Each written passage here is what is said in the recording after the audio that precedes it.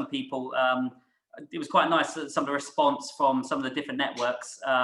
Obviously, 8 o'clock our time isn't good for people in other fun places. So we're going to put this on record and then hopefully chuck up for other people to have a watch. But to start off, for anyone who's new to this, this is our 11th session and our first one after we've had a little bit of a break for the last 2 months. So the aim was to carry these coaches' chats on, to look at different topics and do one a month, and we're carrying on. So, and we have a fantastic session tonight. We've got the man, the legend, that is Andrew Aistrup, to sort of take us through a nice session, which we came up with the title of Know the Enemy. So we're going to sort of talk about the world of judging, and we've got some different bits that we're going to talk about today. Same with all of our other sessions. If you can have yourself on mute, feel free to chuck any questions in the chat as we're going through. If there's anything that pops up at any time, I'll chuck it in and stop Andrew on his way, or we'll save the questions for a nice Q&A at the end. And again, the questions can be in and around anything you want. It could be linked to coaches and judging, or judging specifically. But that's going to be our session for the evening. And if you don't know who I am, I'm Mark Samuels, and obviously the beard has changed. From one of our last chats, my beard was down here somewhere. Now it's been trimmed back. So I'm feeling a lot fresher. But we're going to crack on now. So without further ado, we're going to introduce our lead chat for the evening, the man, the legend, Andrew Aistrup, to give us a bit of a background about who he is. So if you don't know who he is, and his journey. So Andrew. Thanks very much, Mark. Really good to be here tonight. And when I agreed to do this, first of all, I didn't agree to the title. So thank you for using the word enemy in describing judging, which hopefully I can dispel that myth over the next few minutes and an hour. And the other thing was, I was told to expect around 6 people on the chat. So seeing there's 27 so far, that's really fantastic. So thank you all for coming. So I guess I'll start with sort of what I do now. My day job, I'm a corporate lawyer. I work in the city in London. My current sort of status in the trampoline world, I'm an international judge. I judge for Great Britain in trampoline and double mini tramp. Relatively new to that. I did my international course at the beginning of cycle 14. So that was, I guess, 2017. And I've been lucky enough to be able to do a few events before they all got cancelled this year. So, I managed to slip a few in before the great uncertainty as to when they will resume again started. I guess I'll start off just by explaining how I got into the sport very briefly. Many of you who, I think looking down the chat, I can see that I know quite a few of you.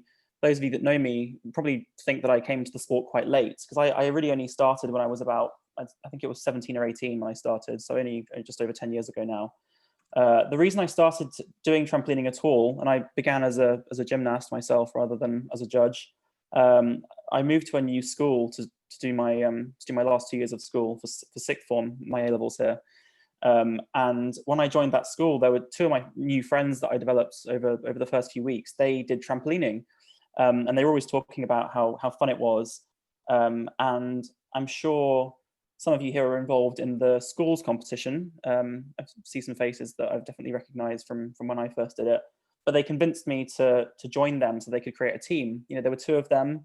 As you know, you need at least 3 people to set up a team. So I reluctantly agreed to, sort of from absolutely nothing, having had no gymnastics background, no even nothing really related to the sport, decided to agree to train up. And I learned the full twist routine. Didn't do the somersault for the first round, but eventually managed to learn it for the regional round. So that's how I got into the sport. And despite sort of doing it almost on a whim, just for a couple of friends, within the first hour of doing it, I was like, yeah, this is for me. This is amazing. I'm hooked on this. So I did that for a year or so at school, carried it on at university. I can see Hannah Brown is on this chat today. She and I were at Cambridge University Trampoline Club together, made some amazing friends there. And actually it was my time doing university trampolining that really sort of propelled me in the sport. It was when I started doing my coaching qualifications, my judging sort of early days qualifications. It's the time when I sort of qualified to national level. I was not a very good gymnast myself, but managed just to scrape in. Don't undersell yourself. I'm certainly not. I'm not the model for being a great trampolinist, but I really enjoyed it anyway, and did it for several years. so that's kind of my path to how I got into the sport. And yeah, I never really looked back after that first time doing it. Fantastic. And then how did you make that step into the judging area?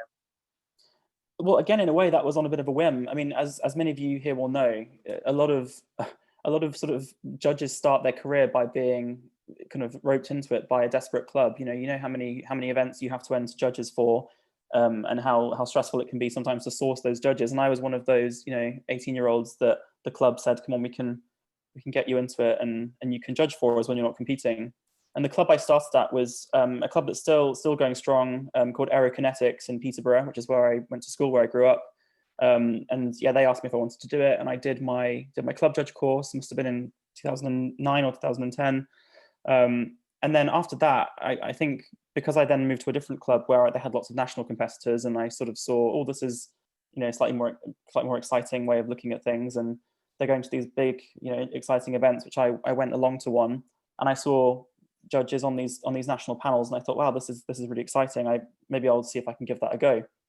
So I, at that point, decided to take the county course, which I did with Peter Heames and Andrew Jones as my tutors, and I had never met them before, so didn't know that one of them was off to the Olympics shortly, and that the other one was going to become one of my closest friends in time to come. But did my course with them. And then just from there, it was kind of a bit of a snowball effect. I started, because I was enjoying judging, I did more of it, and the opportunities kind of came my way. And yeah, I did my regional course, I think, in 2013, did my national course shortly afterwards, I think in 2014. And then, I mean, it's very difficult to sort of set out the sort of timescale to becoming an international judge, because, as many of you know, it's by selection, and it has to go through sort of different layers of people. But I was incredibly lucky to be invited, despite perhaps not having as much experience as other candidates. I was invited to do that in 2017. So that's kind of my route in. But as I'm sure many other judges will say, I did it as a reluctant volunteer to start with. So it's funny to think how I'm here now. Yeah, and then you get obviously hooked in, and then you fall down further down the rabbit hole, and it sort of turns from just a weekend thing into a bit of a passion.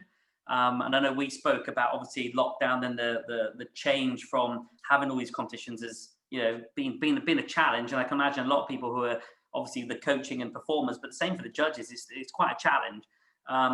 So has that been like a sort of an incentive to sort of get back into it after lockdown? Definitely. I mean, for me, and I should say more generally, like everything I'm going to talk about tonight is very much my perspective on things, and something that I think I knew, but I hadn't perhaps reflected on it enough, is just how much I rely on this sport as my social life, as the thing that gives me purpose. Like I love my job. Like my job is fantastic, but it really, like, trampolining is this passion that I have, and I don't think I ever second guessed that. But suddenly, when you aren't being immersed amongst your friends every other weekend, and you don't have the next event to look forward to, suddenly you realize, oh, you really did rely on these sort of interactions to fulfill your social life. So for me, that's a huge motivation to go back to it, is the people. And I'm a very person-driven individual anyway. Like I enjoy things when I'm doing it with people that I like to work with. And yeah, that's nothing's more true in my life than in this sport. Like I love the people I get to work with and see at these events. So I'm definitely missing out on that at the moment. Yeah, and I think that's the same for everyone in all different aspects. But it's quite cool to hear that from the judging perspective as well. So before we dive into the talking about the judging stuff, the last part was, how do you balance this then? Because it sounds like you're quite engrossed in your professional life, also in this life as well. Because I know when we spoke, there was like 2, 3, 4 weekends on the bounce of events. So how do you get that balance?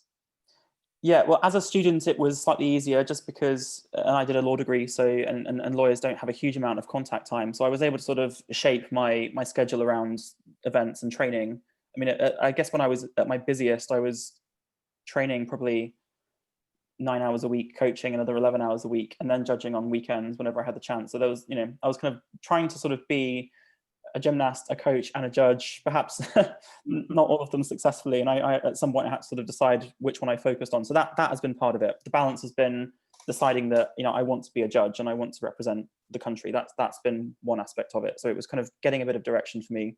That's not to say that, you can't do a bit of everything. There are lots of people that balance all three and are able to be very successful in all three. But for me, just with my other time commitments with my job, I didn't feel that I was able to commit without compromising on one or the other, without sort of focusing it in.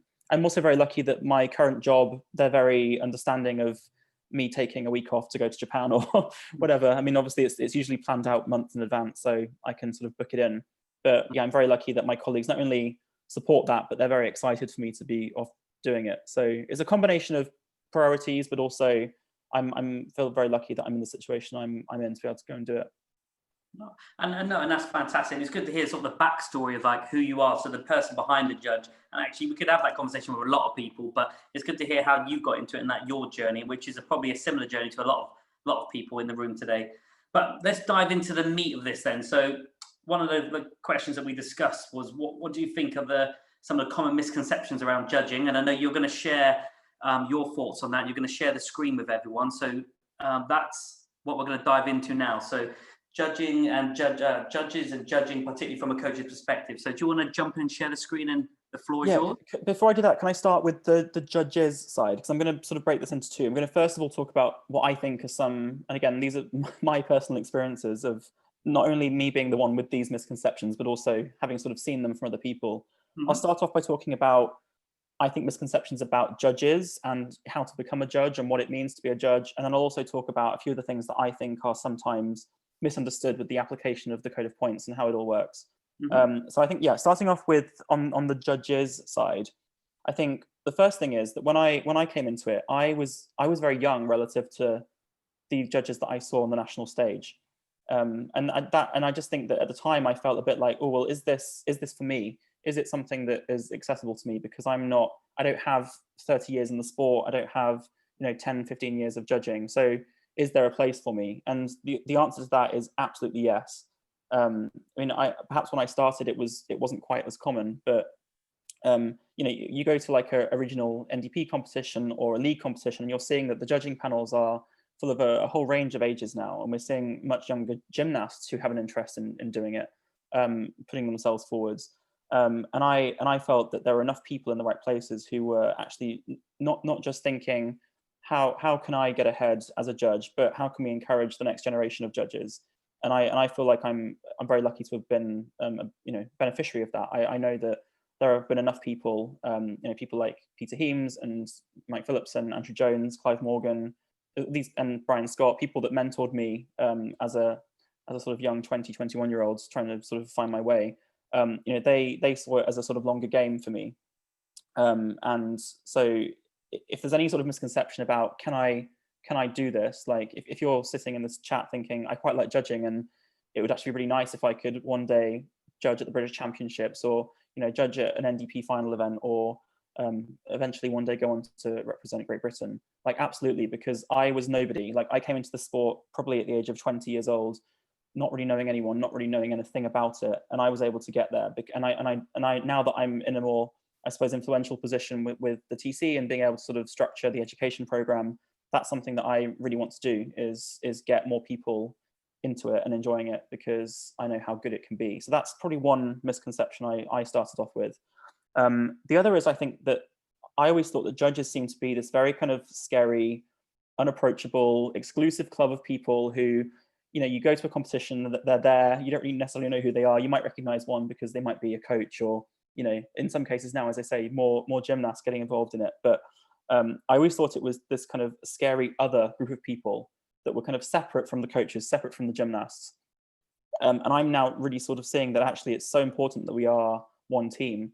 That's all the more true when we go abroad. Like when we're, at a World Cup or World Championships, wherever it may be, the judges, the gymnasts, the coaches, the medical team, the support staff, the team manager, all of those people are working together and know each other, and it is a collaboration. And I think sometimes at the big events, the judges are up on the panel, sometimes on a big podium, and they sort of seem like they're this other group of people that are perhaps slightly inaccessible or maybe even scary if you're a gymnast. And again, like I don't think that should be how it's seen. Yes, like obviously judges are there to do a professional job, and there is an element of wanting to make sure that there's enough sort of separation so that there's no sort of indication of bias and so on. So that those are sort of valid sort of considerations in the event itself, but we are all people, and come and talk to us, come and say hello to us, because we are part of the sport as a whole. And on that note, on the note of sort of mentioning that we are people and we are human, judges do make mistakes, and sometimes it's very easy to sort of criticize a judge for making a mistake, especially at the international or top national stage. But two things. One is that, of course, we're all human. We might have a bad day. We might have a bad routine. We might even just have, we might blink during a skill and, not quite, might sort of think, oh, actually, I didn't quite see that. Maybe, give them benefit of the doubt, give it a 2, when actually, oh, they collapsed in the middle and tucked down. It should have been a 5. There are those sorts of situations where we do make mistakes. But the way that the scoring system exists and the way it's evolved into cycle 14, there are ideally 6 execution judges, sometimes 4. And of that 6, you're only counting the middle 2 on the current code. And actually beyond that, even further than that, at sort of international events and the way that national events are going, ultimately what we should be doing is calculating the median deductions for individual elements as well. So the way the scoring system is set up, and I think the way this is, it's actually moving that way, even in regions now, I'm seeing regions use median scoring systems in the UK. We're seeing that actually the system accounts for those errors. You can have a bad routine, a bad day, a bad element, and the way the system works is that ideally it shouldn't necessarily affect the overall objectivity and fairness of the event itself. So, if you see a judge hold up a score that you think is just completely ridiculous, maybe just give them the benefit of the doubt. If they're doing it, in every routine all through the day, then yeah, maybe at that point you can, you're within your rights to make a complaint, or at least bring it to someone's attention. But mistakes do happen. We haven't been replaced by AI robots yet to do the execution judging. And the same goes with difficulty, right? Ideally you have 2 difficulty judges, but I know how it is at regional events where, I'm the regional judging coordinator for the East region. And my goodness, I don't think I've ever had enough difficulty judges to fill 3 panels, yet alone have 2 on each. So I know it's difficult, and sometimes it's a lot of pressure on one person. So I guess sort of seeing it from the other side, knowing that mistakes do happen, and not always that they're just incompetent. Sometimes it is just a bit of a bad day. And I think, Mark, we talked about this the other day, right? I gave a good example of this from my side. The British Championships 2 years ago, I was execution judge for the seniors. Was very excited. It was, I think, my second time doing it, but I hadn't done it in a couple of years. So, you feel quite a lot of responsibility, because you're determining who the British champion's going to be. So a bit of pressure. And I went through the men's competition. I was very happy. My scores were sort of counting like 80-90% of the time. And then it came to the women's final, and none of my scores counted. Every single one, and admittedly there were 6 of us, so it's not a huge deal, but not one of my scores counted towards the 2 medians. And afterwards I thought, well, what was I doing wrong? And I went back and I reviewed my judging. I reviewed the routines on BG Score.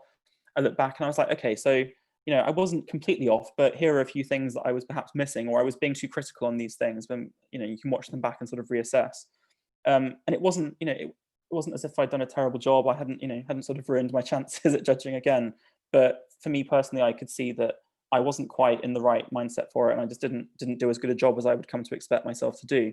And that's at the highest level that we have in this country. So I just hope it's reassuring to know that we're not always right. I think sometimes there's a sense that the brevet judges, they just know what they're doing and they'll always get it right. But that's not the case. I've sat on panels with all of these wonderful judges, and I've seen them make mistakes, and I've seen them hold their hands up and say, "Oh, sorry guys, I wasn't quite my time there." So that's okay, and especially if you're a young judge or you're less experienced in judging, that will happen more often at the beginning, because you are sort of finding your feet. And I perhaps sometimes don't think there's enough appreciation of that, especially at regional level, where, as I say, it's difficult enough to find the judges in the first place. And we are all volunteers ultimately as well. I don't know any judges that do this as a paid job. You are relying on people who are giving up their time, their weekends, getting up probably at 5 o'clock in the morning to drive halfway across the region to get there for 7 a.m, whenever it may be. So that sort of appreciation, I think, is important. Right, so I'll move on now to misconceptions about judging, so more of the code of points. I'm going to share my screen. I'm not proposing and turning this into a judging course, so don't worry if you think I'm going to go through the code of points page by page. I'm sure many of you have already suffered me doing that enough. So let's try sharing the screen.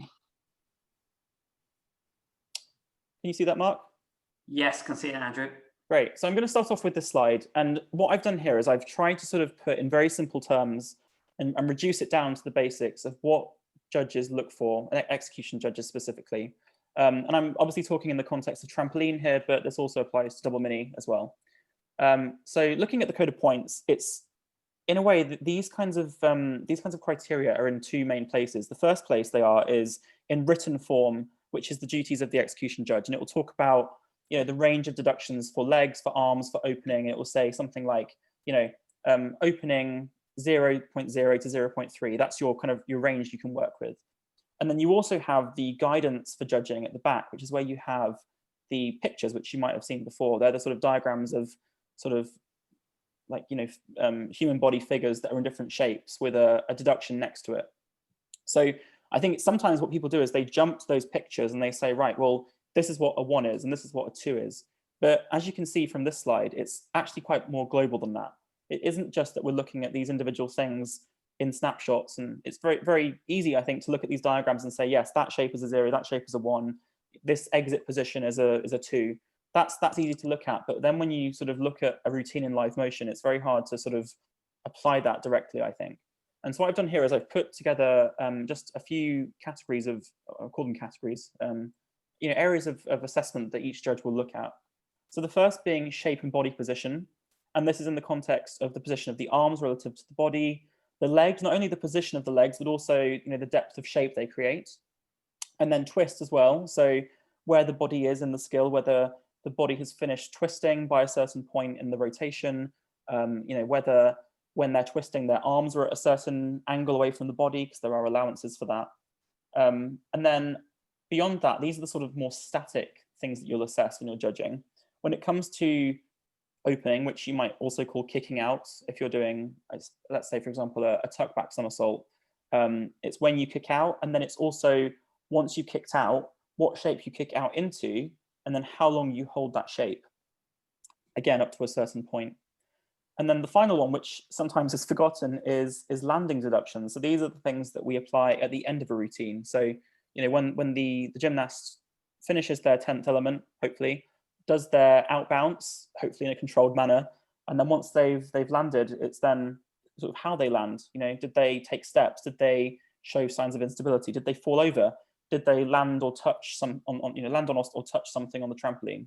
So these are sort of the main things we look for. And when I'm judging, admittedly, I am looking at all these things, but you might think, well, how can a judge make that sort of decision? How can they, in a fraction of a second, however long it takes to do that tuck back somersault, maybe it's, I don't know, 3/4 of a second that they're in the air doing that skill. How can you look at and assess all of these things? And my answer to that, and I don't know if this analogy has been used here before, but I always liken it to learning how to drive a car. In that when you learn to drive a car, your brain is thinking, right, I've got to have my hands in this position. I've got to, when I'm changing gear, I've got to push the clutch in and then move it from here to there. And I've then got to come off the gas and go on the gas, put the clutch back in slowly. And it's all of these things that your brain is trying to put together all at the same time. But once you learn how to drive, you suddenly forget what all those things were. And apologies if I'm talking to an overseas audience as well. Certainly in the UK, most people I know drive manual cars with a clutch. But certainly that coordination of the body over a certain amount of time, you just know how to do.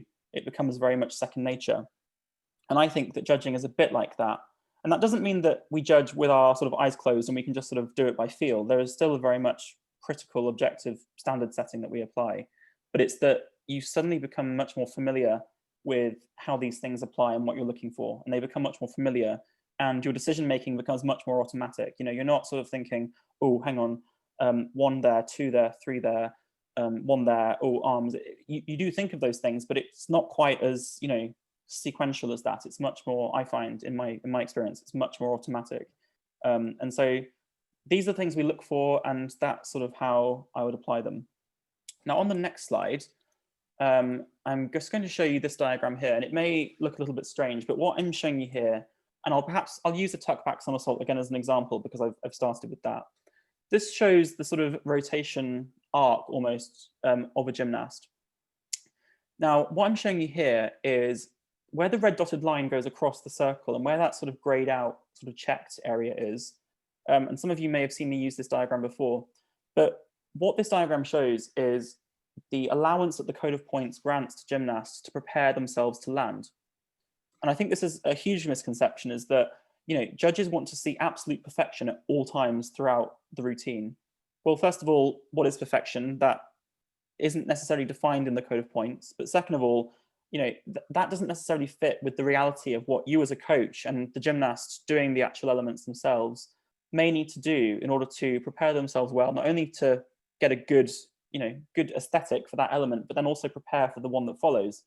And I think this diagram sums up quite neatly how actually what execution judges are looking for really only applies up to that red line. So if I show you the next slide, you'll see here, we have the gymnast tucking down, and they've done so after the sort of 3 o'clock point, right? If that's a clock face, we've got 3 o'clock going across the top red line, and they're tucking down within that sort of checked out area. Now, what's interesting is that, again, this is sometimes confused, I think, by a lot of people. That is totally okay. You can tuck down at that point without deduction. Now, ideally, you know, there may be a slightly neater way of doing it, perhaps with a pike down, or you know, you do it more subtly towards the end. But ultimately, that checked out area is almost like a sort of blind spot for judging, and a good judge should know where the code of points starts and where it actually finishes. And it's within this window, which I've tried to sort of show in a sort of diagrammatical format here. It's in that window that it's totally okay for the gymnast to do the things they need to do to prepare for their next element. So hopefully that's helpful. And I've tried to sort of put this in the context of a picture here of this is from the British Championships a couple of years ago. Now, what I'm trying to show you here is that in this first picture on the left-hand side, now this gymnast is actually piking down slightly before 3 o'clock, and you can see that because the position of the torso hasn't quite rotated round to 180 degrees. They're not quite flat. And as you can see at the hips, there's a slight bend there.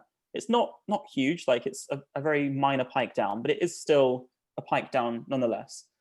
Now, because they've started to pike down at this point, i.e. before 3 o'clock, there is a deduction there. And in this case, it's probably going to be a 0.1 deduction because it's within that range from the code of points where 0.1 applies.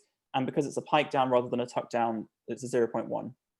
But then as you can see on the second image on the right-hand side, if the gymnast has started piking down only at that point, so say if the body was completely straight at 3 o'clock, or in this case it's 9 o'clock, but just imagine it sort of flipped. If they'd stayed straight at 3 o'clock and then pikes down at this position, that would not be deductible. That wouldn't be deductible either for shape or for opening and keeping. So, and this is something I really try and emphasize, not only when I'm trying to explain this sort of thing and talking to coaches about judging, but also when I'm doing the judge education program, when I'm doing a club judge, a regional judge, a national judge course, is to try and put across just how important it is to know that you know, the gymnast has to be able to prepare to land, and that may involve changing the body shape. And so that's one of the things I wanted to put across, and I hope this way of showing it is helpful. So if you're coaching your gymnast and you think, oh, they're just not holding long enough. Well, if they're holding to 3 o'clock and it's very clear that they're holding to 3 o'clock, then that's fine. That's all we need. The next thing on a similar note as well is looking at shape. So these are just the diagrams that I talked about earlier. These are the guidance for judging diagrams from the code of points. Now, as you can see here, we have the sort of the archetype definition of what a 0 deduction is. We have a 0.1, a 0.2, and it shows it going either way. But what's interesting here is not really the pictures, but it's the use of the arrows at the top. And I don't know if you can see my cursor at the moment, but I'm sort of circling the arrow between 0 and 0.1. And the reason for that is that what this shows is that a 0 is not the middle picture. I mean, yes, the middle picture is a 0, but it isn't only that picture. It also represents the range between the two diagrams either side of it. So anything from the middle diagram over to the one on the right or the one on the left, they are still within the remit of a 0.1. And so really the summary of this point is that a 0 is not perfection. A 0 is a certain standard, yes, but it is not perfection. And again, I said to you before, like, what is perfection? How do we define perfection? Well, I don't really think it is the right way of looking at it. What we have is we have a series of tolerances within which the gymnast is expected to perform. It isn't necessarily just you must be a poker straight line to get a zero deduction straight shape. There is a range there. And so this is what this diagram shows. And actually, I'm going to, and I'll come back to the other shapes as well, but here is a picture of a gymnast. This routine here, me and 4 of the brevet judges, we judged it for the purpose of doing some trial judging at the British Championships last year. And this shape, this was a straight back somersault. We gave this skill a 0. But actually, when you look at it, look at the red line, the body is not straight. There is a slight sort of arch with the back there.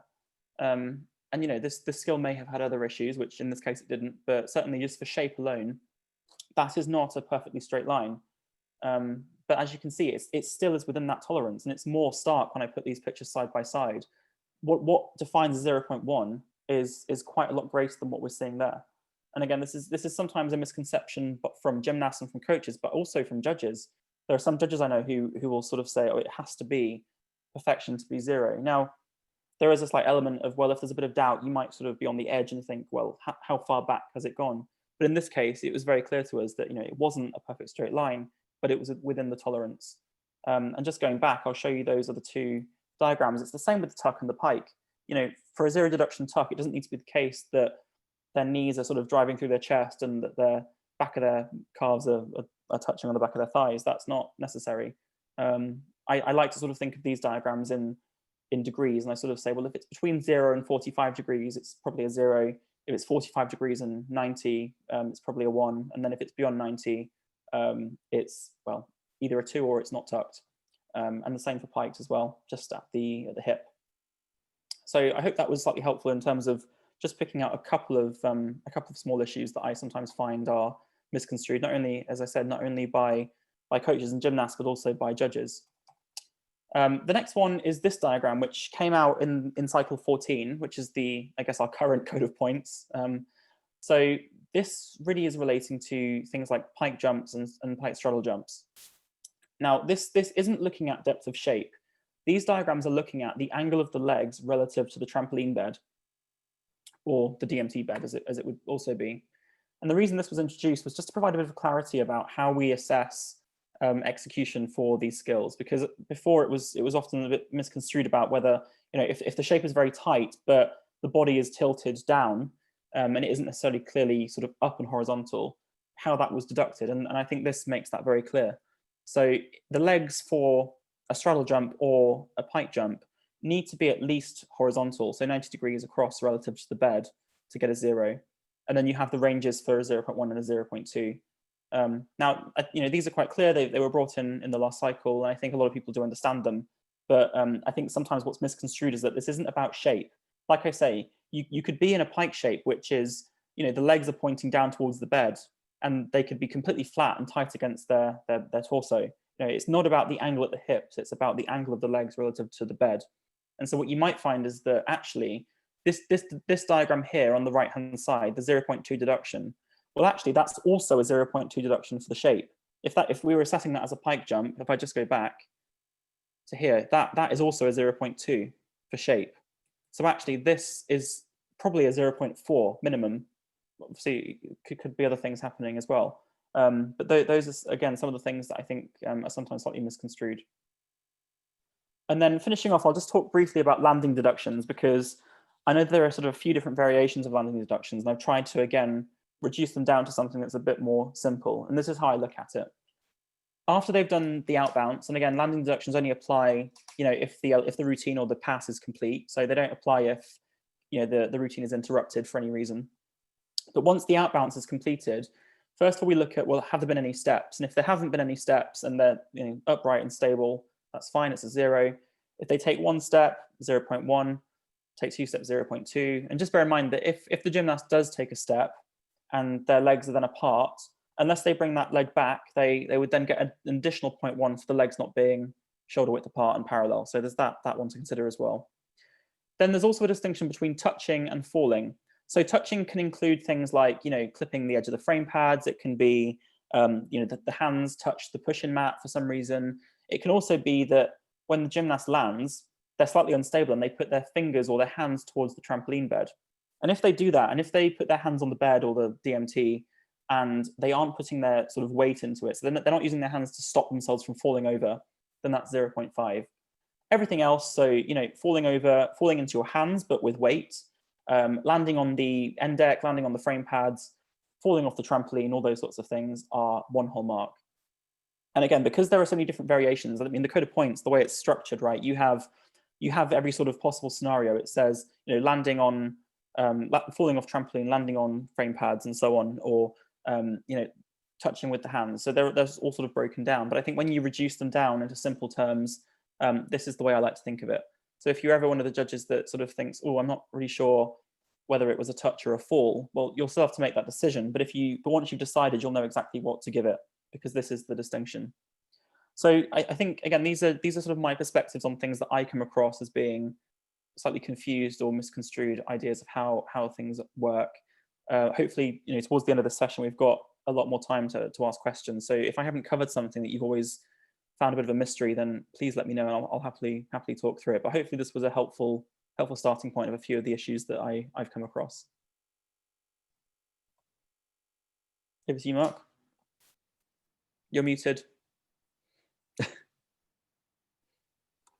Sorry, yeah, no, yeah, a lot of detail there. And actually, I think from a coaching perspective, I know, like, I think I only had that conversation when I did my PC course last summer, when we were talking about the, you know, 0 is what we're looking for, but there is allowances, and actually that's been quite beneficial within my coaching, just to, you know, understand that there is tolerance there and there is wiggle room. We're looking for perfection, but that's what we can play within, and then trying to come up with activities to, you know, allow the performer to sort of play with stuff, especially when you start to talk about from 3 o'clock and down, actually. So what can you do? What activities can you do to really allow the performer to play with that? Obviously in a safe way, but, you know, to be able to do any big adjustments, but after that point, and then play with activities around that.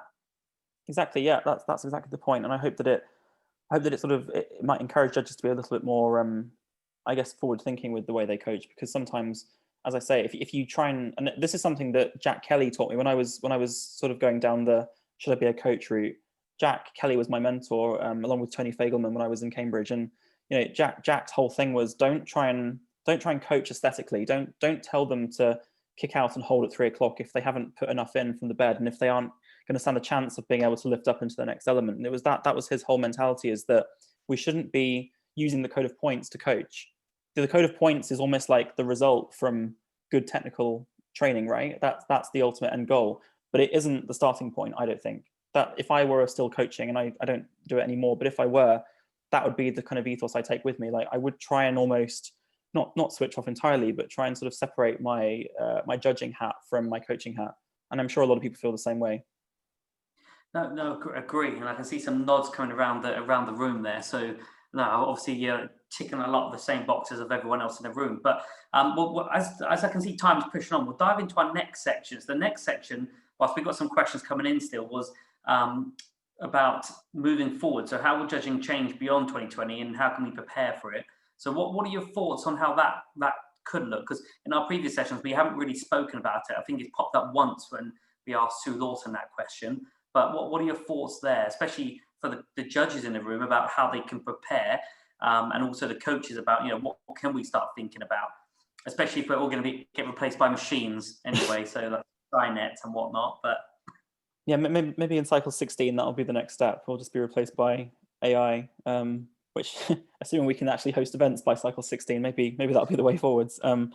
No, so cycle 15, as you will probably know, we won't be entering it in 2020. It's most likely to start after the Olympics in 2021. So that's still a bit of an uncertainty. And I guess then the first sort of season that would apply would be 2022. So the timeline is now uncertain. I've seen, the first time I saw the code of points, the new code of points, was in, I think, September 2019. And as far as I can tell, I don't know for certain, but I don't think the final version has been agreed and published yet. I know that the FIG committee were discussing it earlier this year, but and it went through a few sort of revisions. But I think fundamentally, the main thing I took from it, actually, from a judging perspective, is that not a lot is going to change. And I don't know whether that's surprising or encouraging, but from a very sort of technical, how do you judge? Like, what do we look for? that hasn't really changed. There have been a few clarifications on things. So for example, I talked earlier about the sort of, if you fall over and you use your hands to stop yourself from falling over and you touch the trampoline bed, it was always a kind of known rule, but not necessarily stated as clearly in the code of points, that would be a 0.5 if it's a touch, but a whole mark if they fall, or if they use their hands to stop themselves from falling. So that has been articulated now, which is great. It's good to see that you go through a cycle, and once the code of points is released, it's released without really knowing how it's going to be received and how it will be applied. And I think what's happened now is we're starting to see that where a few ambiguities or issues have come up where it isn't quite clear how things apply, that's now being straightened out. But as far as I've seen, and I don't know for certain because it depends how the final thing looks, the actual way we judge isn't set to change. So the diagrams, the sort of the ranges of how we assess deductions isn't really changing very much. The big change, which again I can't really comment on yet because we don't quite know what it will look like in final form, is the competition structure. And this is what's weird about the code of points, is that it's not only a judging handbook, as it were, but it is also for FIG, it's their competition structure. And I think in Britain, and I'm sure in most other jurisdictions, we don't really we separate those two things out. We have our, like in Britain, we have the different league structures and the NDP structures and the university structures. That's the competition structure on the one hand, and we then have the judging rules on the other. And it just so happens that the way that FIG do it is it's kind of all in one document. And so the big changes really are going to be coming from that side. And as I'm sure some of you have heard, that will involve sort of having 2 voluntary routines to start with in Q1. There'll no longer be such a thing as a routine. They will be called exercises, which I think is a sort of a broad gymnastics alignment thing. So I'm not quite sure how long that's going to take before we start calling them exercises rather than routines, but that is a change. And some of the terminology is also changing. So on the competition structure side, I think leave that TBC. But if it's encouraging for you as a judge to know that your hard work in cycle 14 isn't going to be tossed out the window and you're not going to have to start from scratch, especially if, for example, you were in cycle 14 looking to become a national judge and maybe didn't quite make it or didn't get the opportunity because the course didn't run at the right time, don't feel like it's back to the beginning. I mean, to a certain extent, it is back to the beginning for a lot of us because, I mean, I haven't judged since Tokyo. That was in December, and I'm pretty sure I'll need a lot of practice before I can do it successfully again. So apart from that, I don't think there's going to be a huge learning curve, I think, for the next cycle. So hopefully that's encouraging. No, I agree. So when you say there about change in terminology, well, I think sometimes it takes a long time to filter down because I'm quite sure that we changed a lot of words and of names of skills a long time ago, and people still call them drops. Well, drops and like tariff judges. Like there is no such thing as a tariff judge. We have difficulty judges. There's no such thing as a tariff sheet. There's a competition card. All of these things, which I interchange between them. I'm not a purist in that sense. When I'm teaching a judging course, of course I'll use the right terminology, but we do sort of carry these things over. I think changing it from a routine to an exercise is quite a drastic change. I think sort of mentally it feels like a whole different thing. So we'll see. And again, that this was in the draft that came out last year, and I'm not expecting that to change. As far as I heard, nothing much is set to change from the draft. But yes, that's a new concept. From your and once again, like I know that these questions are like for your perspective. If we're going to a stage where we're going to have 2 optional routines, what are your thoughts on that in terms of? So is it a case of the set routine will be removed, then it'll just be 2 all out crack on drops and triples?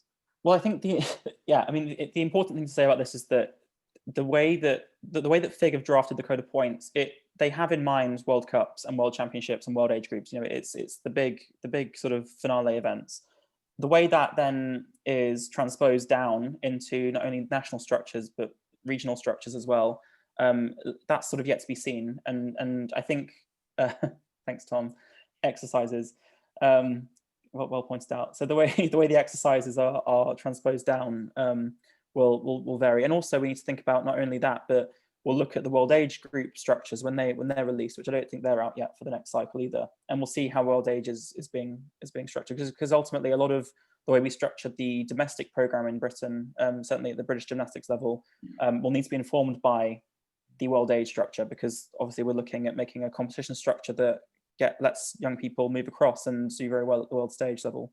So that's one thing. My initial reaction to it was, I mean, look, change is always difficult, I think, for anyone, and you get comfortable with what you know and what you like. And my initial thought was, but won't that take away the emphasis on doing one routine which is all about beauty and everything being slow and high and beautiful straight lines, rather than it being a case of how do we maximize our score, right? Because you're still looking for the highest score, but you're not being assessed on difficulty in the same way. So you aren't being sort of forced to sort of think about, I can't just make it as beautiful as possible if I'm doing it at the expense of difficulty.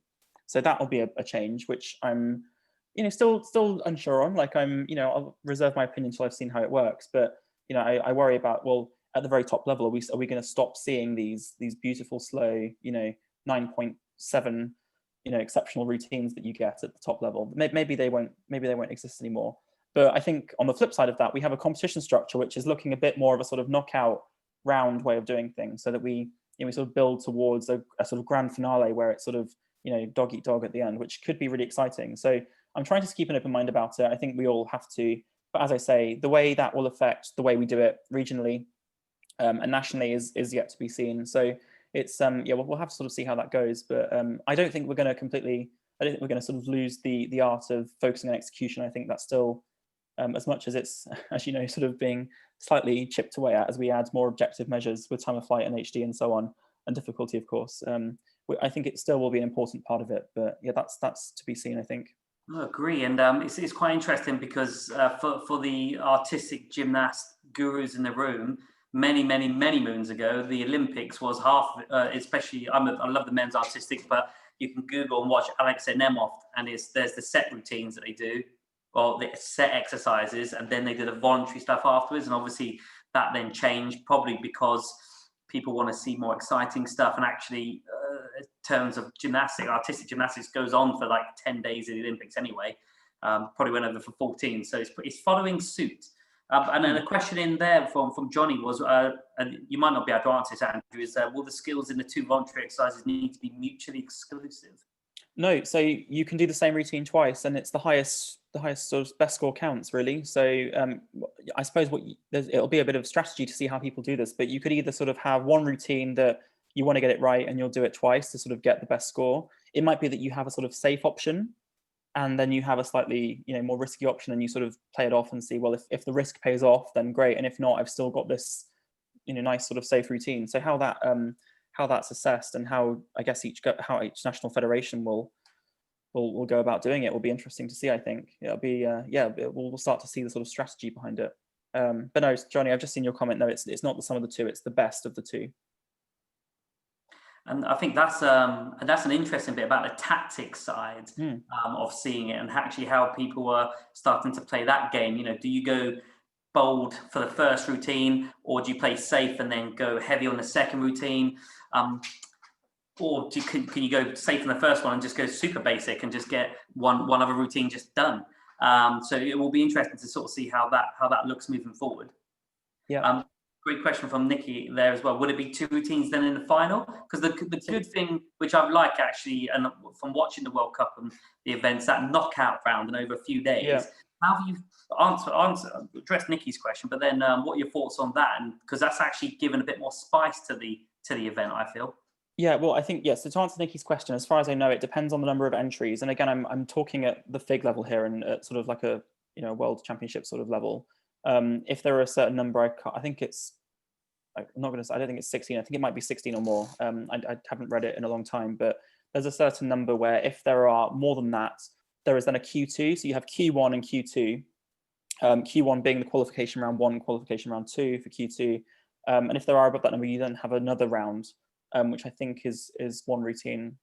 Might be wrong about that. It might be 2. So it could be up to 3 rounds, but I think below a certain number, it's 2. And as I say, the way this is transposed into our sort of NDP structure, whatever it may be in the next cycle, don't know yet. I don't think there's any suggestion that the total beginners will be getting on and being told do whatever you want. I'm sure there will still be compulsory routines.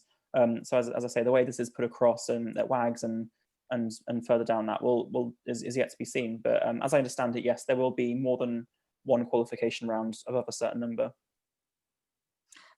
No, fantastic. And one other question: do you think are we any more technological advances that you feel might pop in, because we're running out of stuff now? We've got Running like out of things to buy. you've got some cool bits of equipment that you can attach to your trampoline and sit underneath it and tell you where they are. Fantastic. And the next step, because I know in artistic they're trialing like the AI, well not AI, but cameras and whatnot, which will potentially do the judging there. Do you feel that something that we might get to experience at some point? I think we'll see it. I mean, I'm sure in my lifetime there'll definitely be an element of that. I don't know to what extent it's going to take over, whether it's going to be a backup system or it's going to be that we have backup judges, or I mean, the technology exists, and I've seen sort of prototypes, people developing that sort of stuff. So I'm sure it's in the back of FIG's mind. I mean, it's a kind of conflict of priorities, isn't it? On the one hand, we want the sport to be as objective and as fair as possible. I'm sure everyone will agree with that. We want it to be that the gymnast gets on and they get awarded the score they deserve. I don't think that's controversial. But then it's also, well, for some people, like, judging is a great experience and they want to have a career out of it. And actually, it's nice having humans on the end of it. That when you're performing as a gymnast, that you're impressing human beings who are there, and you've won because this whole panel of people agrees that you were the best. So there is an element of that sort of the human aspect that I think is nice. As you say, we've had time of flight, we've had HD, which is now in sort of one device. There are lots of things in the code of points that a machine could assess, but I think we are at the point now where we're looking more at the more specific things that, as you say, like cameras would need to be looking at. So yeah, I think it's definitely something that will be developed. Whether or not it gets sort of put into the judging is yet to be seen. But I wouldn't be surprised if it's explored within the next 10, 20 years. So it'd be interesting to see as well. Like, I guess, again, from a very selfish perspective, I would hate to be replaced by a robot, because these opportunities are amazing. But we'll see. We've all seen Terminator, so we know how badly that went. So yes. Yeah, let's hope we don't go down that road. I think we need to keep one bit, one eye on Skynet, one eye on what's going on in front of us. So Tom's put one question: if we do go AI, do you think we will need a higher range of numbers to get accurate scores?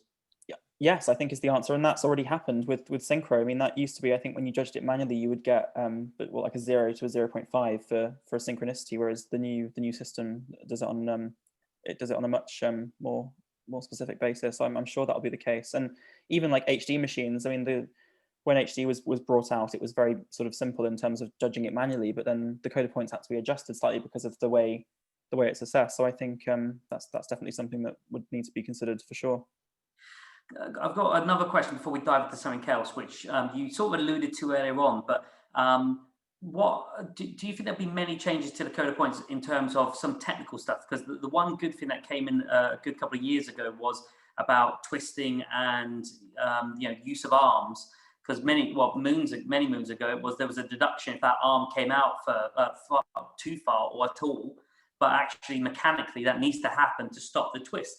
Do you think there's probably much more changes to come in, and what they might look like? Or well, it is difficult to look forwards, because, as you say, like the current code of points, and I've not been in the sport long enough to see it evolve that much. I've only really been in 2 cycles, but certainly from cycle 14, it does appear that a lot of these things are in place because there has to be some recognition of technical reality. Yeah, as you say, like a twist won't stop itself in the middle of the air without some external influence, which we wouldn't want to happen.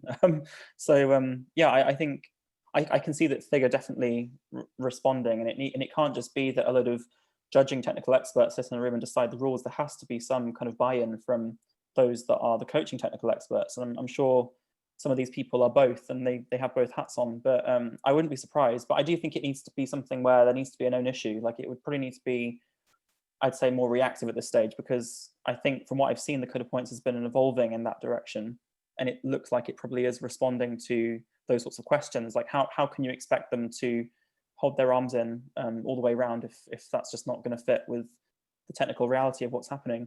I think one thing that has been raised in recent years is the idea of landing deductions, when the trampolines are becoming more powerful and people are jumping higher, and they're expected to do an out bounce and then stop very still without any kind of movement. And people say, oh, what about their knees?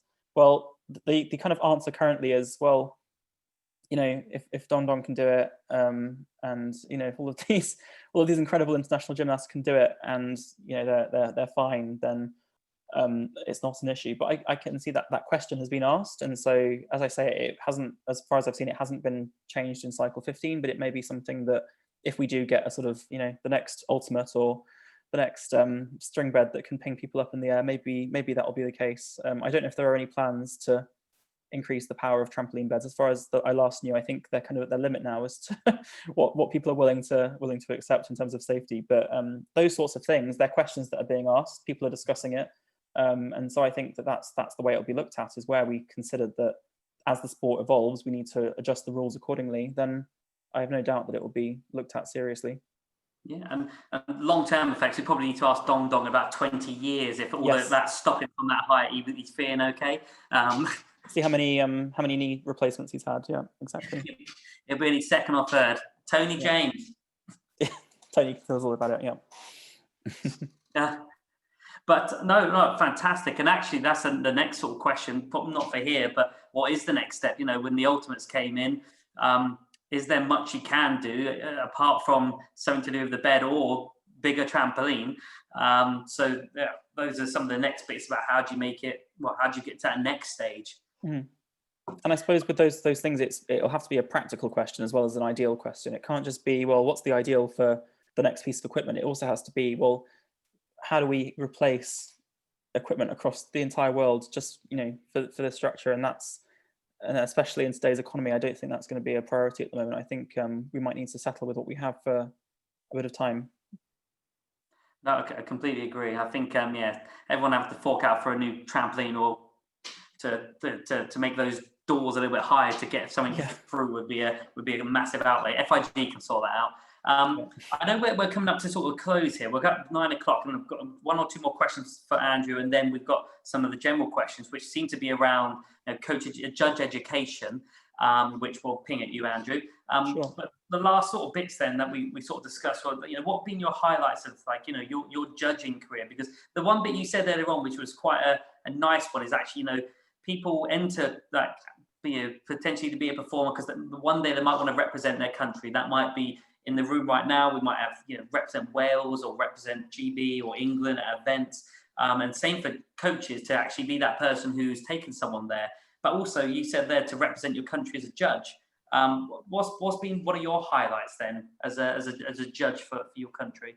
Well, I suppose, yeah, I mean, for judging for Great Britain, as I say, I've only been doing it for less than one cycle now, but even in that time, like, it has been like the highlight of my career, being able to, you know, sit on a panel with my Great Britain flag on and my FIG badge. Like, that is, I can't deny, that is an incredible feeling. You know, it's sort of the pride of being able to do it, but also like the friends I've made overseas. Like, that's been an incredible thing as well. That it's nice having all these friends that I have in Britain, but I'm now also missing the ones that won't be able to see. Even, you know, I can't even get in the car to go and see them because they're off in Spain and Portugal and Hong Kong and Russia and all these places that I never thought I'd meet people. So that's one aspect. Like, Tokyo was, being the world age last year in Tokyo was a huge highlight, because obviously it was the Olympic Stadium. It was the first time it was being used. I was there with, like, you know, all of these heroes of mine and friends of mine who are coaches and judges. So that was just, and then also being in Tokyo, like, you know, it's an amazing spectacle of a place. So yeah, that was a highlight. But I'd say beyond, like, before that, I suppose, like, I have very distinct memories of things that perhaps wouldn't seem as grand in scale, but like one of my first national events that I judged at was, I think it was at Liverpool in 2012. And this was the Olympic trial that was held there. And the reason that stands out for me, not just because of the Olympic trial, but it was because I was sat next to Brian Scott, who, fantastic Scottish brevet judge. He's now one of my closest friends, an incredible guy. But for me, that was kind of the start of almost like a mentor relationship I had with him, because he sort of showed me, I was doing difficulty. He showed me how he did it and some tricks he had. And, you know, I was a little bit nervous because it's my first time doing it. And just having that sort of experience was like, right, well, actually, this is not only a really fun thing to do, but it's with these really nice people that are willing to sort of sit down and teach me and have a good time. Like, it is so much fun. Like, I really look forward to it. And maybe we look like a very sort of serious bunch of people that are sat with our sort of eyes down, looking very strict. But honestly, I have so much fun at these events, and I really miss those experiences. So yes, like it's amazing representing Great Britain. I love being part of the team.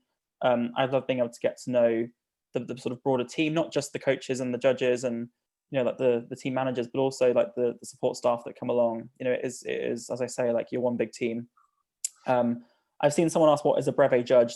Brevet is the term that FIG uses to describe an international judge. So it's there are judges of different categories, which sort of determines at what level you can compete at. So that's what it means. It's just another word for international.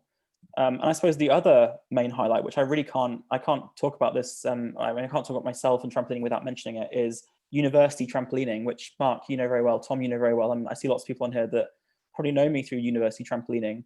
I started at university as a club judge, not a coach, competed at like regional F or something, whatever it was back then, just before things changed. Like I was literally nobody in the sport. And honestly, doing university trampolining, it introduced me to the community. It taught me so much about like how to run a business. Not only, running a club is running a business. The friends I made from it, I'm still some of my closest friends in the world are from university trampolining. And now I'm very lucky to be able to do BUCS, which is the university sort of competition structure across many sports. And it's an opportunity for me to be not a judge, not a gymnast, not a coach, but an event manager and planning, a big event each year. And as I'm sure many of you know, the event was cancelled this year. It was meant to take place in late March, so we just could have sort of missed the cutoff there, which was devastating. And I worked with Mark on this event, and it was tough to have to let it go this year. We're hoping for it to happen next year. Obviously, everything's uncertain right now, but we're doing our best to make sure it can go ahead. So yeah, I can't talk about my highlights without mentioning university trampolining, because it has been the gateway for me to do all of this stuff. And in fact, some of the opportunities I've had working with Sharon Wood and with Tracy Whitaker-Smith, like they can point to my time doing university stuff, and they say, well, actually, yeah, we've seen that you can do this. We've seen that you can put on a national event for 1,000 people. Welcome to the team. Like it has been the best way into the sport for me. So if you are on here and you are in that world and you are in the sort of university world, and you think, well, we're a little bit kind of in our own little bubble, we're not really part of the broader community, we're not part of the BG thing, we're not part of the league thing, we're sort of off in our own little corner. Well, that's definitely not been the case for me, and I feel very grateful for that opportunity. Yeah, I agree. And actually, and having Andrew as an event manager when I've been there, he's been fantastic, to be fair. And actually, the events are huge, and it's quite an interesting one. It's when I first started doing BUCS many moons ago with the fantastic Ollie Monroe. The events went and they were good. But the events now, like the fact that it's like a 2-day setup, and there's pyro, and I've learned a lot about the different type, well, not dry ice, but like haze and whatnot. And you've got to ask these questions about, how long do the lights take to come on? Are the vents able to suck out the haze? So yes, trampoline events have moved a long way since many moons ago. But I think we're coming to the close now, and actually, we could have asked you lots of questions about some of those experiences. And I know when one of the experiences you spoke about, when you said you were at one of the galas and you were having a chat with someone, and then a cheeky Canadian chap came and joined you. Who was that? Sorry, who came and joined you? It was Jason Burnett. Just came in, had a little chat, listening a bit, talk about judging. Love it. So there's lots of opportunities, lots of ones we could have discussed. And the time I sat next to Hanshiro on the bus, like I got on this bus to go from the hotel to the arena, and the bus was completely full, and Hanshiro stepped on and he was like, "Can I sit there?" And I said, "Yeah, go on, sit ahead." And I sat next to him, and we chatted briefly. Then he played Candy Crush for about half an hour. So I can add that to my CV of experiences. And it's kind of those sorts of things where you think, is this my life? Is this happening? Like, it's quite strange. And like it's been a bit of hard work. Like I should say this just to sort of close. Like it hasn't been handed to me. I've had to work very hard. I've had to put myself in the right places. I've had to ask people for favors and for help to get ahead. It's not just been there for me to step into. A lot of this sport is about relationships and making sure that you're working hard and doing a good job, and meeting as many people as you can. But like I sometimes sort of, when these things happen, I sort of step back and think, wow, this is my life now. It's quite strange. So hopefully I can continue doing it.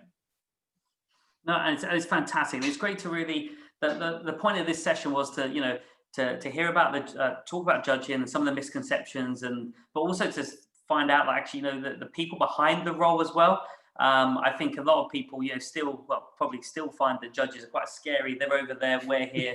And the name of the title, again, Andrew doesn't like it, but I thought it was funny. Know the enemy, because actually, if we're able to get to know those individuals and actually build that into our own coaching practice, I think, it can only be beneficial for the sport. I know that we had some questions in the chat, of which we'll chuck them at Andrew. Some of them were mainly about the education of judges.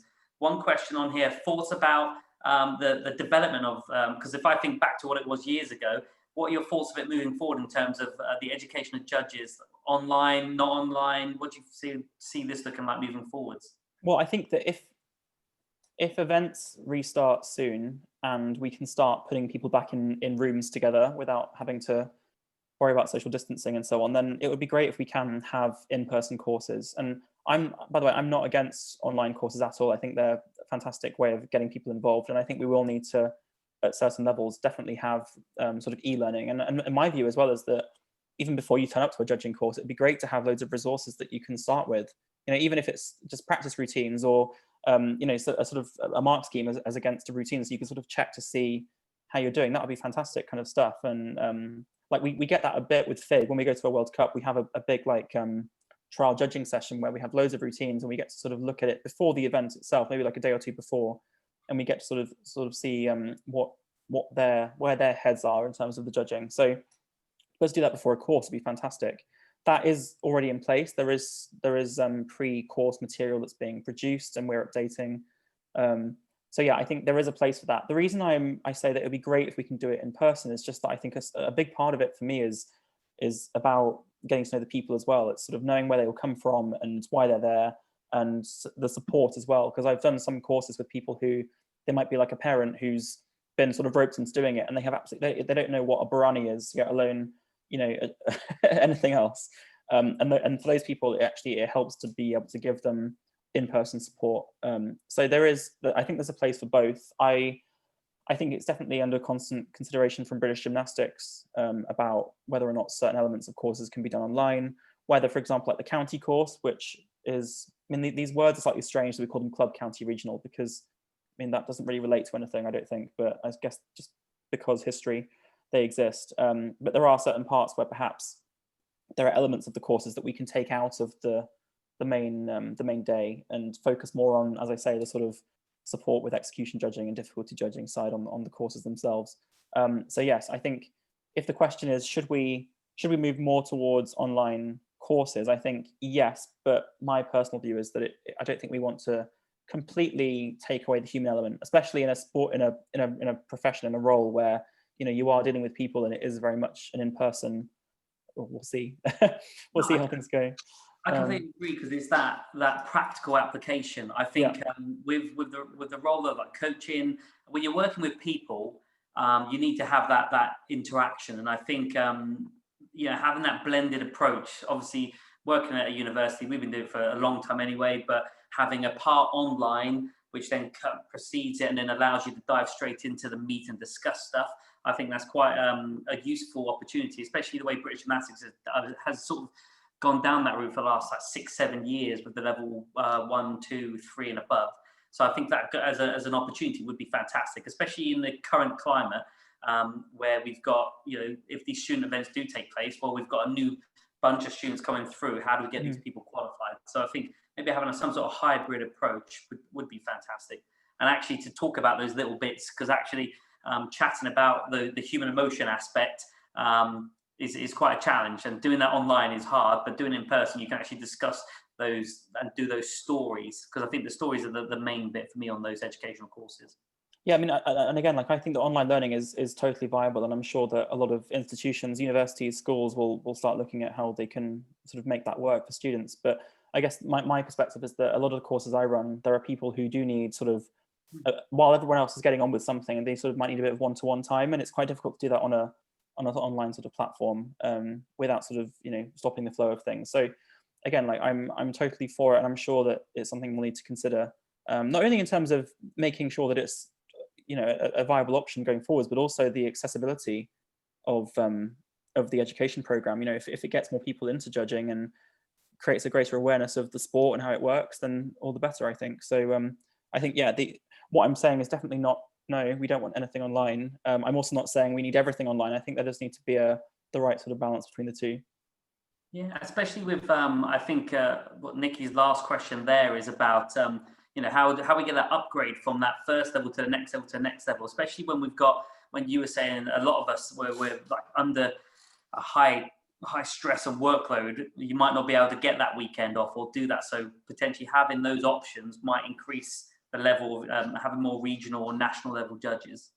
Yeah, and I think also it's worth acknowledging that it can be quite expensive. I mean, I did my judging and coaching qualifications as a student, and I relied on funding from my uni and from my club, and I know that it can be expensive to upgrade, and if you have to go through several stages, and maybe I can't speak for British Gymnastics, but maybe doing things more online is a way of helping with that. So yeah, that could also be a valid concern. I think in terms of the current structure, I would be reluctant to reduce the number of steps because the learning curve at regional level is quite high, and the county is a nice sort of bridge of that. But I think what needs to be thought about perhaps is the format of it, whether it can be more of a sort of part 2 to club, and whether there's a way of delivering that in a slightly different way is something that I think needs to be considered. So I'll definitely be talking to my colleagues about that, and we can sort of think about creative ways of getting people, because I think I've seen Nikki's comment is that sometimes there's a bit of a bottleneck at the club judge level where you end up with 100 club judges and 2 national judges, which is why, as I said, you sometimes get situations where you have nobody to chair, nobody to difficulty judge, or you kind of rely on someone doing both jobs, which I have the perspective as a regional judging coordinator. It's rare that I'm not asked to step in and help out, and I feel very lucky when I get the chance to actually do my job and sort out the judging on the day. So I can see that's an issue. I think part of it is that naturally, like the bare minimum for a club to enter an event is for a club judge, and so the incentive drops off at that point. There's less of an incentive for someone to upgrade unless they want to. I think club judges are there because they have to be. County judges and above are normally there because they want to be, and I think we need to sort of try and get more people wanting to be the county, regional, national judges. So fingers crossed we can do that over the next few years.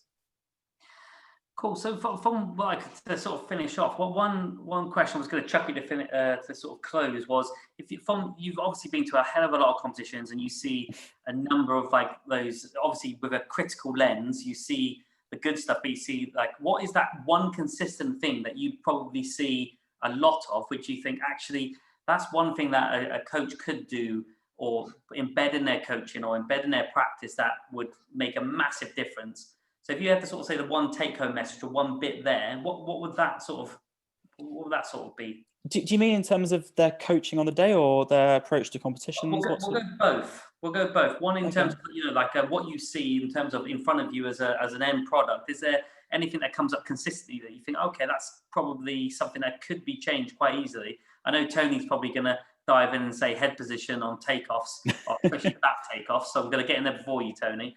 Is that something, or is there something else, or? This is a very difficult question to answer because, quite honestly, when I judge, I have my judge hat on, and I don't necessarily it's, as I said before, I see the result. I don't see what's going on underneath, and it's you can sort of think, oh, that happened probably because of this, but unless you're actually looking at what their feet are doing, the position of their body in the bed, it's these bits that we don't look at, right? Remember, we're looking at this thing in the air. We're not looking really what's happening in the bed very much.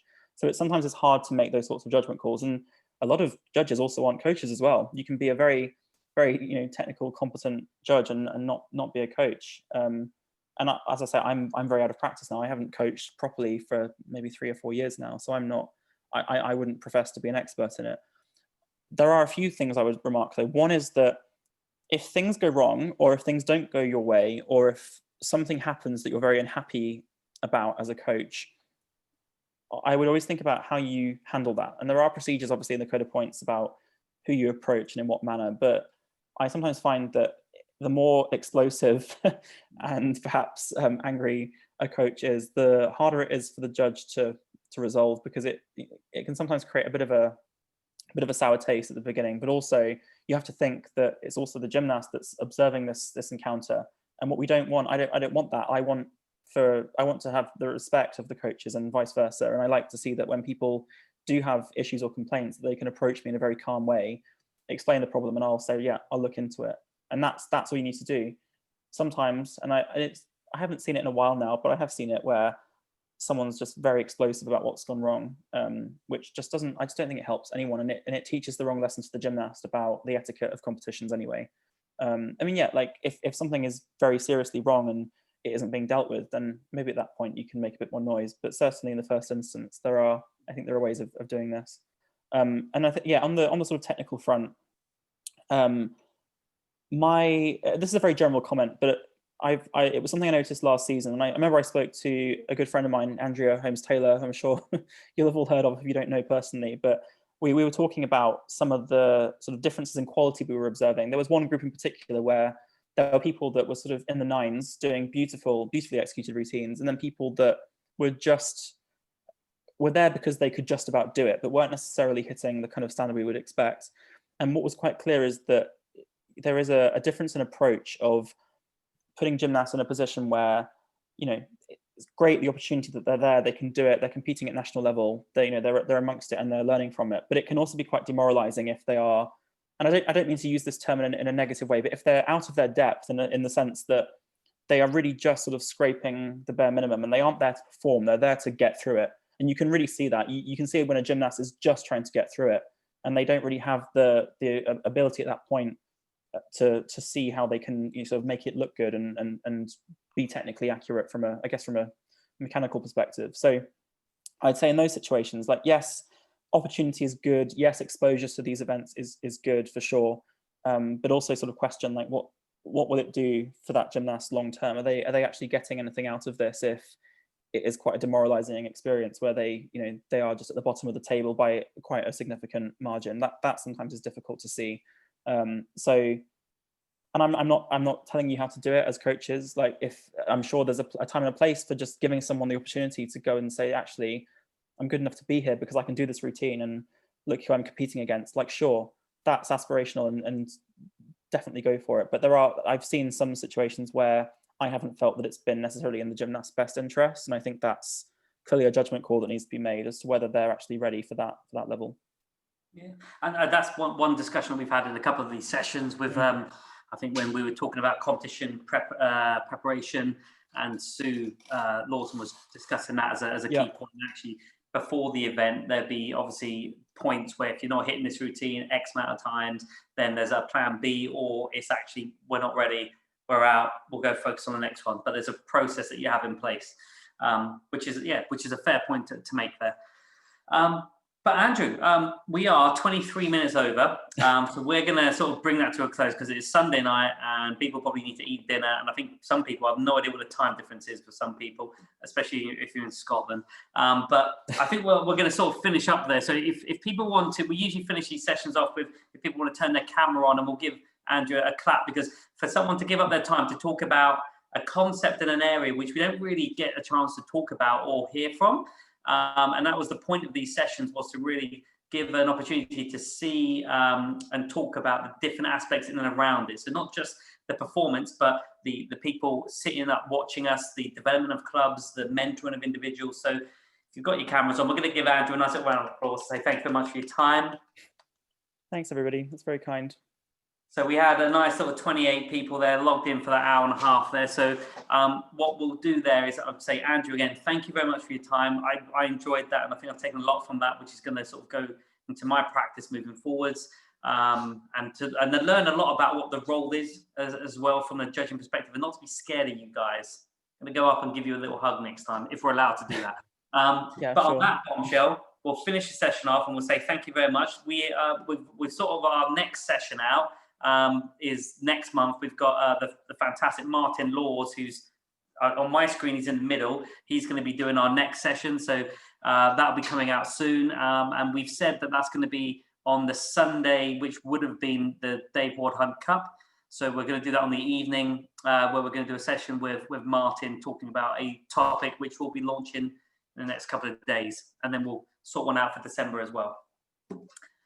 But yeah, thank you very much for your time, everybody. We'll finish there. So hang up, enjoy the rest of your Sunday evening, and onwards and upwards. Thank you very much for your time. Au revoir. Thanks, Mark. Bye, everyone. Cheers, Dave. Au revoir. Bye-bye. Bye.